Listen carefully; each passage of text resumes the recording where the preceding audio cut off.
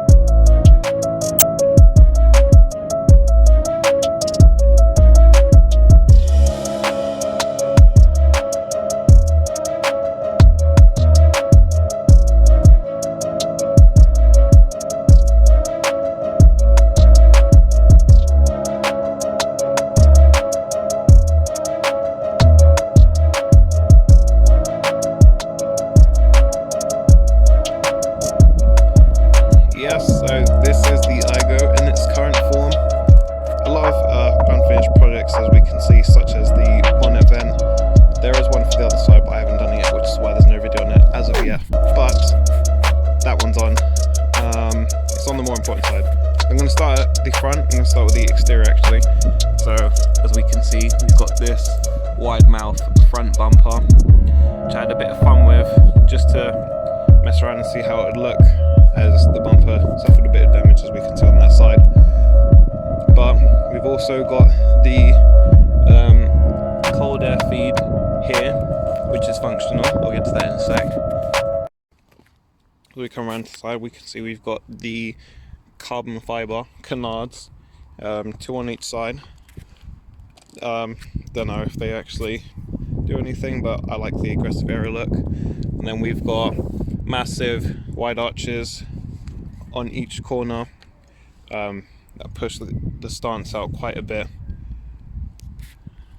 Got nice little rubber lip spoiler I used as side skirts on both sides, just to mostly hide the sills, but also make it look a little bit lower on the sides as well. Or for wheels, we've got Rotogrid Classics. Specs for these wheels are 15x8s, ET0. I'm also running 20mm spacers behind, just to get the proper nice fitment against the wide arch. If we come around to the back, I've also got these repurposed bonnet vents that I used as bumper vents, which I molded to the shape of the bumper so that they went on nice and tidy.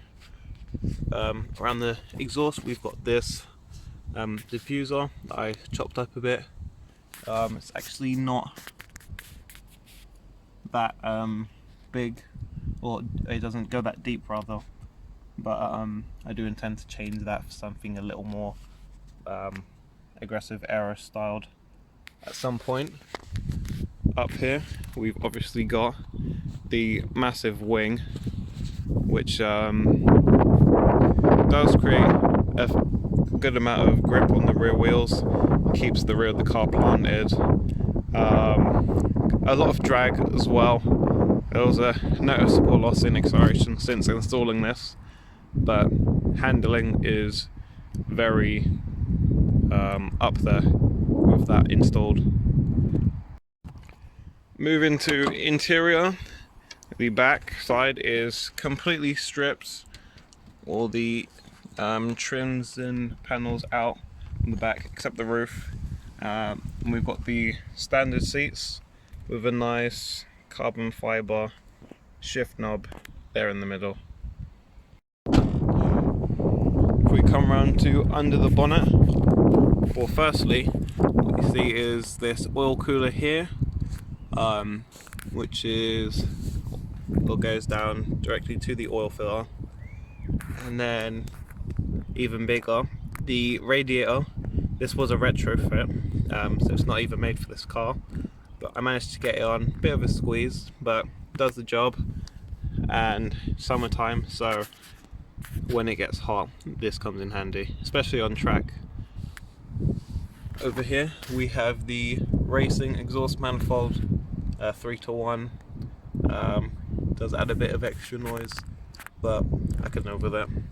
And then behind here we have a massive funnel, which is a secondary cold air feed, as well as the one up here, just to give the engine plenty of air so that it's got more than it needs. Now, under the bonnet, we've got lots going on. So, I'll just start from the left and work my way across. These are the two air feeds as seen. So, this one feeds here, and then this one feeds into here. Both directly go onto the massive Ram Air cone filler. Shout out to Ram Air because they make amazing air fillers. And then this induction kit that I put together myself does the job. 3-inch pipe into a silicone elbow straight onto the throttle body. And then under here we've got TRD oil cap. Doesn't do anything, but just looks nice, and more chrome the better. These coil packs, I get asked about this a lot. They're actually not aftermarket. I literally just used caliper paint one day and just painted them out of sheer boredom. And then here and here we have the breather lines going to the oil catch tank. Again, Ram Air filters, so they do literally all size filters, so again, shout out to them.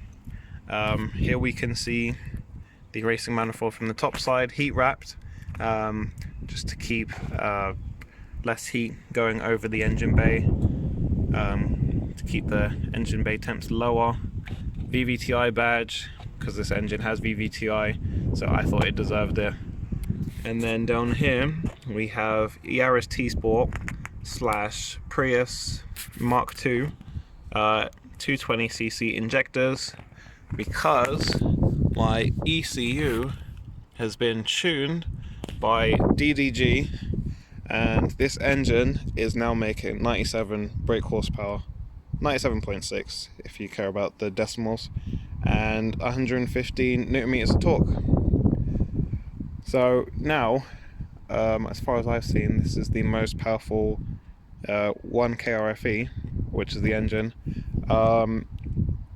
naturally aspirated. But we're not done with this yet, so there will be more videos to do with the engine soon, before the boost. They will carry over to it being boosted, so it's not that big of a deal. Let's start it up.